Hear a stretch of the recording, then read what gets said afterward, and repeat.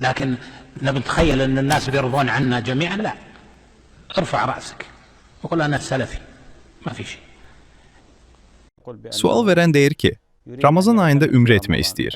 Hansı daha fəzilətlidir? Ayın ilk yarısında, yoxsa ikinci yarısında ümrə etmək? Həmçinin soruşur ki, o oxuyub yaza bilməyən biridir, ümmidir, dua etmir.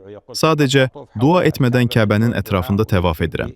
Niyyətim kifayət edərmi deyə soruşur. Dəyərli qardaşım, Allah sənə bərəkət versin.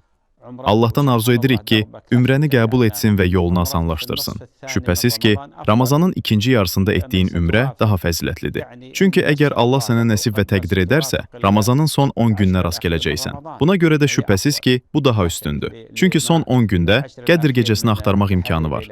Bu Allahın nemətlərindən biridir. Əgər imkanın varsa, ümrəni təxirə sal və nə qədər son 10 günə salsan, o qədər fəzilətlidir.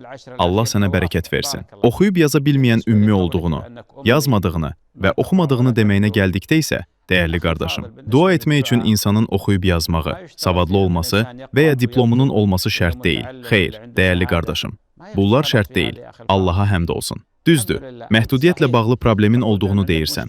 Lakin buna baxmayaraq dua edirsən. Sənin kimi və sənin vəziyyətində olan bir çox kişi və qadın Allah Azza və Cəlləyə dua edirlər. Odur ki, Allah Azza və Cəlləyə dua et. Allah sizin qəlbinizdə olanları və duanızı hamıdan yaxşı bilir.